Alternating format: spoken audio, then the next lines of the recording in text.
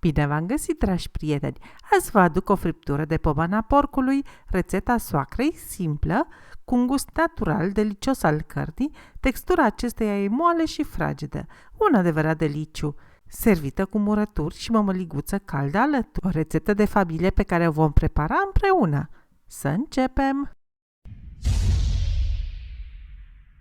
Ingredientele pentru circa 4-5 porții le aveți scrise pe ecran. Ca de obicei, le găsiți detaliate și în descrierea videoului, unde am pus și linkul către rețeta printabilă aflată pe blog.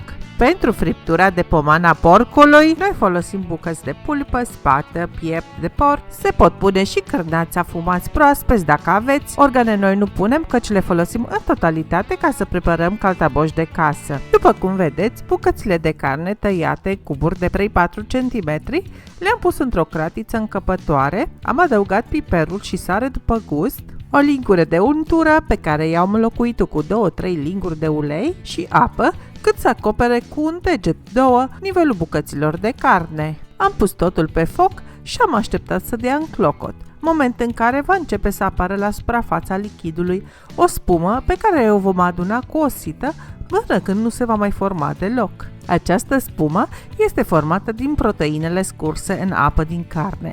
Întâi aceste proteine tulbură apa, după care încep să se coaguleze sub forma spumei pe care o putem aduna foarte ușor. Fix același tip de spumă se formează și când facem supă de pui. Motivul pentru care eliminăm spuma este unul de ordine estetic, limpezește lichidul în care gătim mâncarea. Această spumă nu este toxică, așadar nu aruncați în niciun caz apa din oală. După ce am adunat toată spuma, am acoperit hermetic un capac și am dat încet focul să fiarbă molcom. După o oră de gătire pe foc, apa aproape s-a evaporat.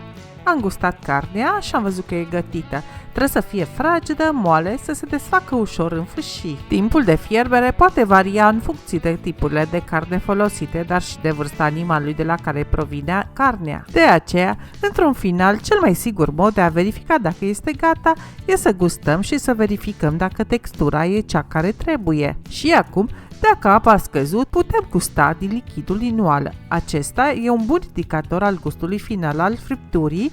Ce mă interesează e dacă acest lichid are suficientă sare sau dacă trebuie să mai adaug. În cazul de față, nu a mai fost nevoie să adăugăm nimic în plus.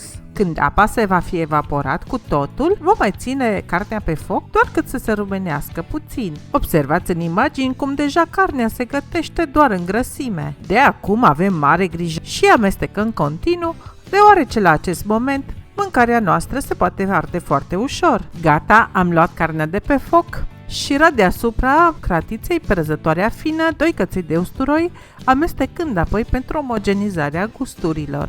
Și aceasta este, dragi prieteni, friptura de pomana porcului, rețeta soacrei mele. Pe vremuri se prepara în cantități cât să sature un sat întreg. Se făcea la foc de lemne, în curte, în ceaunul de fontă, se amesteca alene în ceaun și era prilej pentru bărbații din familie și din vecini să depene în jurul focului povești încălziți de niște țuică fiartă cu piper. După cum vedeți, rețeta e simplă, fără arome inutile, e grozavă cu murături și mămăliguță alături. Mă bucur că am gătit din nou azi împreună. Vă aștept la povești în comentarii. Sunt curioasă ce rețete aveți voi în familie pentru pomana porc. Poate face și schimb de rețete. Dacă aveți nevoie de inspirație, puteți vedea și rețeta mea de Kaiser de casă, cea de muș țigănesc sau slănina fiartă cu usturoi și boia, toate delicioase și mult mai bune decât cele din comerț. Nu uitați să vă abonați, dați click pe clopoțel pentru noutăți, public o rețetă nouă în fiecare săptămână. Like și share dacă v-a plăcut rețeta. O zi minunată vă doresc în continuare. Bye bye!